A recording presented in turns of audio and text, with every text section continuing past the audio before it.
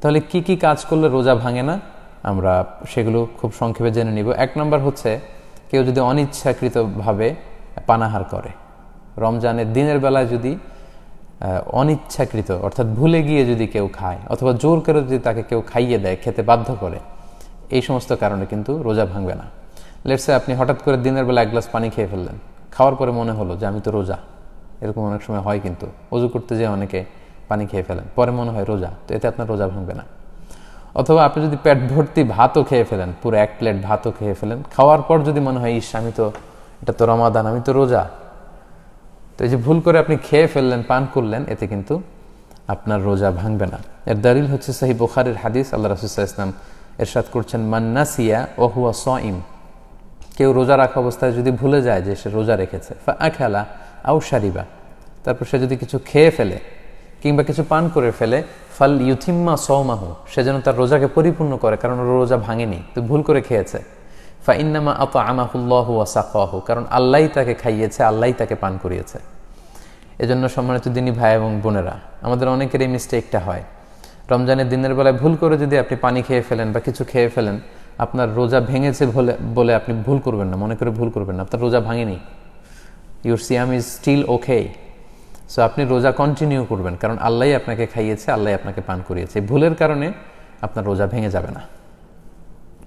আরেকটি হাদিসের দলিল, যে হাদিসটি সহিহ ইবনে হিব্বানে এসেছে, মুস্তাদরাকে হাকিমে এসেছে, আল্লাহর হাবিব সাল্লাল্লাহু আলাইহি ওয়াসাল্লাম বলছেন, মান আফতারা ফি শাহরি রমাদানা নাসিয়ান, কেউ যদি রমজান মাসে দিনের বেলা ভুল করে কিছু খেয়ে ফেলে, ফালা কাদা আলাই ওয়ালা কাফারা, তাহলে তার কাজাও করা লাগবে না, কাফারাও দেয়া লাগবে না, কারণ তার রোজাই তো ভাঙেনি। তাই ভুল করে খেলে পান করলে রোজা ভাঙে না, এ হচ্ছে প্রথম কথা। 2 নম্বর কথা হচ্ছে, যারা বিবাহিত, দিনের বেলা যদি বিবাহিত কেউ ভালোবাসার আতিশায্যে তার স্ত্রীকে জড়িয়ে ধরে কিংবা কিস করে, এই কিসিংয়ের কারণে এবং হাগিংয়ের কারণে, ভালোবাসা প্রকাশ করার কারণে, এগুলোতে রোজা ভাঙে না। কিন্তু আমরা সাজেস্ট করব যে এই জাতীয় কাজে যাতে আমরা দিনের বেলা জড়িয়ে না পড়ি, কারণ আপনি যদি আপনার বিবাহিত স্ত্রীকে জড়িয়ে ধরেন বা কিস করেন, এতে হয়তো আপনি সেক্সুয়ালি আরও এক্সাইটেড হয়ে যেতে পারেন, হয়তো এক পর্যায়ে আপনি একেবারে ফাইনাল ডেস্টিনেশনে চলে গেলে আপনি হয়তো ফিজিক্যাল ইন্টিমেসিতে গেলেন বা ফিজিক্যাল ইন্টারকোর্সে গেলেন, আপনি একটা হারাম কাজ করে ফেলেন। এবং আগেই আমরা এ ব্যাপারে সতর্ক করেছি যে সেক্ষেত্রে আপনার শুধু কাজা করলেই হবে না, কাফারাও দেওয়া লাগবে, এবং এটা একটা বড় ধরনের ওয়ার্নিং এবং মহাবিপদে তখন আপনি পড়ে যাবেন। এজন্য আমরা সাজেস্ট করি যে দিনের বেলায় এই জাতীয় কাজ যেন আমরা না করি। তারপরেও কেউ যদি ভালোবাসার আতিশায্যে দিনের বেলায় আপনার স্ত্রীকে যদি আপনি জড়িয়ে ধরেন বা চুমু খান, এতে কিন্তু আপনার রোজা ইনশাআল্লাহ ভাঙবে না।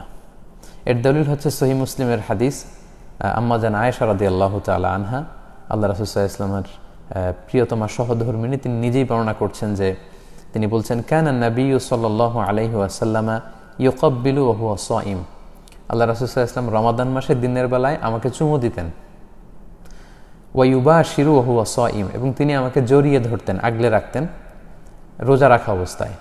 তো এটাই প্রমাণ করে যে চুমু দিলে বা স্ত্রীকে জড়িয়ে ধরলে, কিস করলে বা হাগ করলে, এতে করে কিন্তু আপনার রোজা ভাঙবে না। তবে আমরা এটাকে সাজেস্ট করি না, যেহেতু এটার কারণে আপনি সেক্সুয়ালি এক্সাইটেড হয়ে যেতে পারেন এবং আপনি বড় ধরনের কবিরা গুনাহে লিপ্ত হয়ে যেতে পারেন। তবে কারো যদি নিজের ওইরকম কন্ট্রোল থাকে, তাহলে এরকম ঘটনা যদি ঘটে যায়, তাহলে আপনার রোজা ভাঙবে না ইনশাআল্লাহ।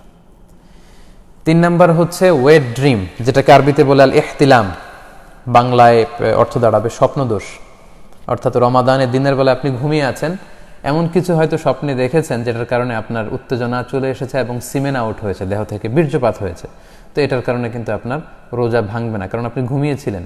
আমরা শুরুতেই শুনেছি যে রুফি আল কালামু আন সালাসা আনিন নাইমি হাত্তা ইয়াস্তাইকিযা, ঘুমন্ত ব্যক্তির উপর থেকে শরীয়তের বিধানকে রহিত করা হয়েছে যতক্ষণ না সে জাগ্রত হয়। তো ঘুম অবস্থায় তো আপনি ইচ্ছাকৃত এটা করেননি, ফলে এই যে আপনার সিমেন আউট হলো, এতে করে আপনার রোজা ইনশাল্লাহ ভাঙবে না। জাস্ট আপনার জন্য গোসল ফরজ হয়েছে। আমরা জানি যে সিমেন আউট হলে, দেহ থেকে বীর্যপাত হলে গোসল ফরজ হয়। আপনি ঘুম থেকে উঠেই তাড়াতাড়ি গোসল করে নেবেন, এতে আপনার রোজা ভাঙবে না ইনশাআল্লাহ। স্বপ্নদোষের কারণে রমাদানের দিনের বেলা স্বপ্নদোষ হলে, যেটাকে ওয়েট ড্রিম বলে, এতে আপনার রোজা ভাঙবে না। 4 নম্বর হচ্ছে ব্লাড টেস্ট। অনেকে জিজ্ঞেস করে যে হুজুর, রমাদানে রোজা রেখে ব্লাড টেস্ট করা যাবে কিনা? কি মনে হয় আপনাদের, ব্লাড টেস্ট করা যাবে? হ্যাঁ, ঠিকই বলেছেন, ব্লাড টেস্ট করা যাবে। ব্লাড টেস্ট করলে রোজা ভাঙবে না ইনশাআল্লাহ, যেহেতু এটা খুব অল্প পরিমাণের রক্ত নেওয়া হয়, সামান্য কিছু রক্ত নিয়ে সাধারণত এই মেডিকেল টেস্টগুলো করা হয়।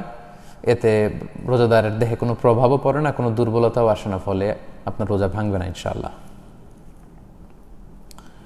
5 নাম্বার হচ্ছে অনিচ্ছাকৃত যদি কেউ বমি করে তাহলে রোজা ভাঙবে না। কি কি কাজ করলে রোজা ভেঙে যায়? সেক্ষেত্রে আমরা বলেছিলাম যে ইচ্ছা করে রোজা অবস্থায় যদি কেউ বমি করে তাহলে তার রোজা ভেঙে যায়। তাহলে ওই হাদিস থেকে আমরা বুঝতে পারছি যে অনিচ্ছাকৃত যদি কারো বমি আসে, এবং ওই হাদিসটা আমরা উল্লেখ করেছি যে অনিচ্ছাকৃত যদি কেউ ভমিটিং করে ফেলে তাহলে কিন্তু ওই ভমিটিংয়ের কারণে তার রোজা ভাঙবে না ইনশাআল্লাহ। 6 নম্বরে হচ্ছে নোজ ব্লিডিং, নাক দিয়ে অনেক সময় রক্ত পড়ে অনেকের, এতে রোজা ভাঙবে কিনা? না, এতে যেহেতু অল্প রক্ত, এটা কোনো প্রভাব ফেলে না দেহে, এতে করে ইনশাআল্লাহ রোজা ভাঙবে না। রমজান মাসে অনেকের দাঁত ফেলা লাগতে পারে, রিমুভিং টুথ ডিউরিং রামাদান। তো যদি কারো দাঁত পড়ে যায় বা দাঁত ফেলতে হয়, দাঁত ফেলার কারণে যে সামান্য ব্লিডিং হয়, এতে ইনশাআল্লাহ আপনার রোজা ভাঙবে না। 8 নম্বর হচ্ছে ইনজেকশন। অনেকে এই প্রশ্নটা আমাদের করে থাকেন যে রমাদান মাসে ইনজেকশন পুশ করা যায় কিনা।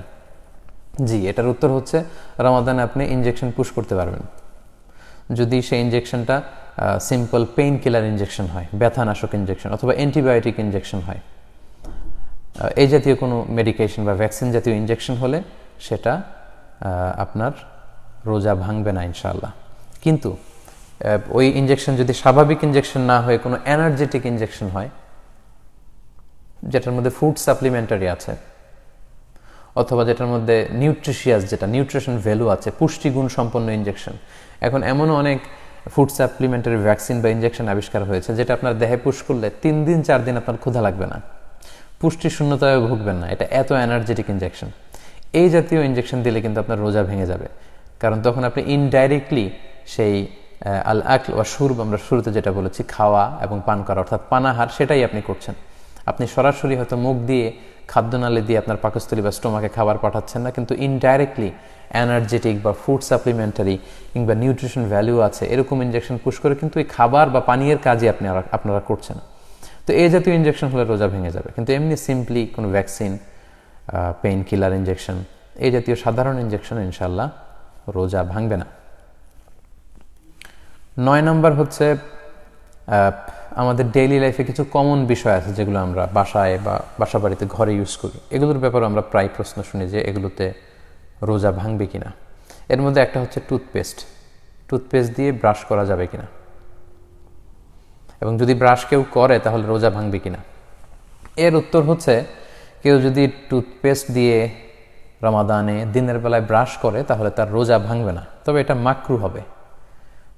এই কারণ এটা খুব ঝাঁঝালো, এটার মধ্যে এক ধরনের স্বাদ থাকে, এবং দিনের বেলা কেন আপনি এটা করবেন? আপনি মেসওয়াক করবেন। আল্লাহ রাসূল সাল্লাল্লাহু আলাইহি ওয়াসাল্লামের সুন্নাহ হচ্ছে মেসওয়াক করা, দাঁতের সুরক্ষা দেয়, দাঁতকে মজবুত করে, দাঁতকে সুন্দর রাখে, দাঁতকে পরিচ্ছন্ন রাখে। এবং আল্লাহ রাসূল সাল্লাল্লাহু আলাইহি ওয়াসাল্লাম নি'মা সিওয়াকিয়া জাইতুনের ডাল দিয়ে আল্লাহ রাসূল সাল্লাল্লাহু আলাইহি ওয়াসাল্লাম মেসওয়াক করতেন। তাই আমরা সাজেস্ট করব দিনের বেলা আপনি মেসওয়াক করবেন। আপনি যদি ব্রাশ করতে চান তাহলে আমাদের সাজেশন হচ্ছে যে সাহারি খাওয়ার পরে, যেহেতু অনেক ফুড পার্টিকেল দাঁতের কণায় জমে থাকে, সাহারি খাওয়ার পরে ফজর শুরু হওয়ার আগে আপনি টুথপেস্ট দিয়ে ব্রাশ করে ফেলেন, সারাদিনের জন্য আপনি ফ্রেশ, আর প্রত্যেক নামাজের আগে আপনি মেসওয়াক করুন। কিন্তু কেউ যদি দিনের বেলা কোনো কারণে টুথপেস্ট দিয়ে ব্রাশ করে ফেলে, এ কারণে তার রোজা ভাঙবে না ইনশাআল্লাহ। তারপর মাউথ ওয়াশ আমরা মাঝে মাঝে ইউজ করি। অনেক সময় বিভিন্ন মিটিংয়ে অনেকে থাকে, কাছাকাছি বসে ঘন্টার পর ঘন্টা কথা বলতে হয়। এই জাতীয় সোশ্যাল এঙ্গেজমেন্টের সময় অনেকে ওই মিটিংগুলোতে যাওয়ার আগে মাউথ ওয়াশ দিয়ে কুলি করে আসে। তো কেউ যদি মাউথ ওয়াশ দিয়ে কুলি করে তার রোজা ভাঙবে কিনা? না, এতে তার রোজা ভাঙবে না। এক্ষেত্রেও তার রোজা মাকরু হবে, যেহেতু এটার একটা স্বাদ আছে, এবং এটা সে না নিলেও পারত। সে যদি মিসওয়াক করতো তাহলেও কিন্তু তার মুখের পরিচ্ছন্নতাটা অর্জিত হতো। এজন্য আমরা রমাদানের দিনের বেলায় টুথপেস্ট এবং মাউথ ওয়াশ এগুলো ব্যবহার করার ক্ষেত্রে উৎসাহিত করি না, অনুৎসাহিত করি। আমরা সবসময় মেসওয়াকের কথা বলি। তবে কেউ যদি এটা করে তাহলে কিন্তু তার রোজা ভাঙবে না। অনেকে মনে করে থাকেন যে ওয়ালা খলুফু ফামি সাইমি আতিয়াবু ইনদাল্লাহি মিন রিহিল মিস্ক, একটা হাদিসে এসেছে যে রোজাদারের মুখের দুর্গন্ধ এটা আল্লাহর কাছে মেস্কের যে পারফিউম সেটার চেয়ে বেশি দামি আল্লাহ তাআলার কাছে। সুবহানাল্লাহি বিহামদি। সো এই দুর্গন্ধ আল্লাহর কাছে দামি বলে আপনি সারাদিন দাঁত না মেজে মেসওয়াক না করে দুর্গন্ধ মুখ করে রাখবেন, বিষয়টি কিন্তু এমন নয়। এটা বলা হয়েছে ফামিস সাইম, রোজাদারের মুখের গন্ধ, যেটা সারাদিন ফাস্টিংয়ের কারণে তার পাকস্থলী থেকে একটা ব্যাড স্মেল বা ব্যাড ওডর আসে, স্বাভাবিক যে গন্ধটা, সেটা হচ্ছে আপনি সবসময় মেসওয়াক করার পরেও সারাদিন ফাস্টিংয়ের কারণে এক ধরনের গন্ধ আসবে সেটা। তাই বলে আপনি দাঁত পরিষ্কার না করে নিজেকে অপরিচ্ছন্ন রেখে কিন্তু অন্য কাউকে কষ্ট দিতে পারবেন না।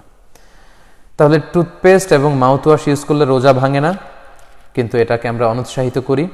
এবং টুথপেস্ট দিয়ে ব্রাশ করতে চাইলে বেটার আপনি সাহরি খাওয়ার পরে ফজর শুরু হওয়ার আগেই আপনি এটা শেষ করে ফেলবেন। আমরা দিনের বেলা মেসোয়াকের ব্যাপারে সবসময় উৎসাহিত করে থাকি। মেসোয়াক এটা দাঁতের জন্য ভালো এবং এটা আল্লাহ রাসূল সাল্লাল্লাহু আলাইহি ওয়াসাল্লামের সুন্নাহ, ডিরেক্টলি সুন্নাহ, সো সেটা করবেন ইনশাআল্লাহ। এরপর অনেকে প্রশ্ন করে থাকেন আতর দেয়া যাবে কিনা, পারফিউম দেয়া যাবে কিনা। হ্যাঁ, রমাদানের রোজা রেখে আতর ব্যবহার করা যায়, পারফিউম ব্যবহার করা যায়। আল্লাহর হাবিব সাল্লাল্লাহু আলাইহি ওয়াসাল্লাম রমাদানেও তিনি আতর ব্যবহার করতেন, এতে আপনার রোজা ভাঙবে না। এরপর চোখের ড্রপ, চোখের সমস্যার কারণে আমাদের অনেকের চোখের ড্রপ ইউজ করা লাগে, এতে রোজা ভাঙবে কিনা? না, এতে রোজা ভাঙবে না। সুরমা দিলে রোজা ভাঙবে না। মেয়েরা যদি চোখের সৌন্দর্যের জন্য আইলাইনার ইউজ করে, এগুলোতে রোজা ভাঙে না। কারণ হাদিস আমরা দেখেছি যে রমাদানে সাহাবারা চোখে সুরমা দিয়েছেন, আল্লাহ রাসূল সাল্লাল্লাহু আলাইহি ওয়াসাল্লাম সুরমা দিয়েছেন, এবং এটা কোনো খাবার জাতীয় কিছু না যেটা পেটে পৌঁছবে। সো আই ড্রপ দেয়া যাবে, এতে রোজা ভাঙে না। সুরমা দেয়া যাবে, এতে রোজা ভাঙে না। আইলাইনার এগুলো ইউজ করা যাবে, রোজা ভাঙে না। আরেকটা কমন প্রশ্ন সব সময় আমাদেরকে জিজ্ঞেস করে যে আমার আম্মা অসুস্থ, ডায়াবেটিক্সের পেশেন্ট, ইনসুলিন দেয়া যাবে কিনা। রমাদানে এটা একটা কমন কোশ্চেন, কারণ ডায়াবেটিক্স এটা এখন একটা জাতীয়, বাংলাদেশের জাতীয় রোগে পরিণত হয়েছে। আমাদের ঘরে যারাই কিছুটা বয়স্ক, আমাদের আব্বা আম্মা দাদা দাদি অনেকেই কিন্তু এই ডায়াবেটিক্স আক্রান্ত। তো ডায়াবেটিক পেশেন্টের জন্য কিন্তু এই ইনসুলিনটা ব্যবহার করতে হয়। এই ইনসুলিন ব্যবহার করলে রোজা ভাঙে না, কারণ এটা কোনো ধরনের খাবার জাতীয় জিনিসও না, এটা পাকস্থলীতেও পৌঁছে না, এটা চামড়ার মধ্যে দেয়া হয়, গোশতের ভেতরে এটা ঢুকে, ফলে ইনসুলিন দিলে রোজা ভাঙবে না ইনশাআল্লাহ। 10 নম্বর হচ্ছে অনেক সময় যারা রান্না করেন, এই ব্যাপারটা যারা রান্না করেন, যারা শেফ, রেস্টুরেন্টের শেফ, বাবুর্চি, তাদের ক্ষেত্রে প্রযোজ্য। অনেক সময় রমাদানের দিনের বেলা রান্না করতে হয়, সেক্ষেত্রে তিনি লবণ হলো কিনা, স্পাইসি হলো কিনা, এই স্বাদটা জিহ্বা দিয়ে আন্দাজ করতে পারবেন কিনা, এতে কি রোজা ভাঙবে? উত্তর হচ্ছে না, এতে আপনার রোজা ভাঙবে না ইনশাল্লাহ। এটাকে আরবিতে বলে তাযাউক, স্বাদ নেয়া। জিহ্বা দিয়ে আপনি টেস্টটা দেখলেন যে লবণ কতটুকু হয়েছে। এটা আমাদের প্রায়ই হয়। হয়তো বাসায় আপনি 20-25 জনকে ইফতারের জন্য দাওয়াত করলেন, এখন অবশ্য লকডাউনের কারণে এটা হচ্ছে না বা ইফতারের প্রোগ্রামগুলো হচ্ছে না। বাসায় যদি 20-25 জনকে দাওয়াত করেন এবং তারা এসে খাবে, ওই খাবারটাতে যদি খুব বেশি লবণ হয়ে যায় তাহলে মেহমানদের কষ্ট হবে। এজন্য জিহ্বার একেবারে সামনের অংশ দিয়ে জাস্ট লবণটা ঠিক আছে কিনা বা স্পাইসিটা ঠিক আছে কিনা এটা আপনি দেখে সাথে সাথে কুলি করে ফেলবেন, এতে আপনার রোজা ভাঙবে না। অথবা ইফতারের প্রোগ্রামে লেটসে 500 মানুষের বিরিয়ানি রান্না করা হবে, এখন এটাতে যদি লবণ বেশি হয়ে যায় তাহলে তো এই 500 মানুষের রোজাদারের কষ্ট হবে। এজন্য যিনি শেফ আছেন, কুক আছেন, বাবুর্চি, তিনি লবণটা দেখার জন্য জিহ্বার একেবারে সামনের অংশ দিয়ে একটু টেস্ট করতে পারবেন, দেখবেন, এবং দেখেই আন্দাজ করেই সাথে সাথে কুলি করে ফেলবেন যাতে ভিতরে কিছু চলে না যায়। এই যে আপনি ট্রাই করলেন, টেস্ট করলেন লবণটা, এই তাযাউক যেটাকে বলে আরবিতে, এই তাযাউকের কারণে কিন্তু আপনার রোজা ভাঙে না। কারণ আল্লাহ রাসূল সাল্লাল্লাহু আলাইহি ওয়াসাল্লাম তিনি রমাদানে দিনের বেলায় মেসওয়াক করতেন কাঁচা জাইতুনের ডাল দিয়ে। তো যারা জাইতুনের কাঁচা ডাল দিয়ে মেসওয়াক করেন তারা দেখবেন যে এটার মধ্যে একটা লবণাক্ত স্বাদ আছে, একটা ঝাঁজ আছে। তো এই ঝাঁজ কিন্তু মেসওয়াক করতে গেলে জিহ্বায় লাগে, এতে আমাদের রোজা ভাঙে না। পাশাপাশি আমাদের বাংলাদেশে অনেক জায়গায় দেখবেন যে কিছু কিছু টিউবওয়েলের পানি খুব লবণাক্ত বা একটু মিষ্টি মিষ্টি। তো এই সমস্ত লবণাক্ত পানি দিয়ে কিন্তু অজু করা যায়। তো অজু করার জন্য যখন আপনি কুলি করলেন, ওই কুলি করাতে কিন্তু লবণাক্ত পানির স্বাদ আপনার জিহ্বায় লাগে, কিন্তু ওই জিহ্বায় লাগার কারণে কিন্তু আমাদের রোজা ভাঙে না। তো সে কারণেই যদি খাবারের লবণ ঠিক আছে কিনা এটা দেখার জন্য জিহ্বার সামনের অংশ দিয়ে যদি আপনি জাস্ট সিম্পলি একটু ট্রাই করেন, দেখেন, সাথে সাথে কুলি করে ফেলেন, এতে রোজা ভাঙবে না ইনশাআল্লাহ।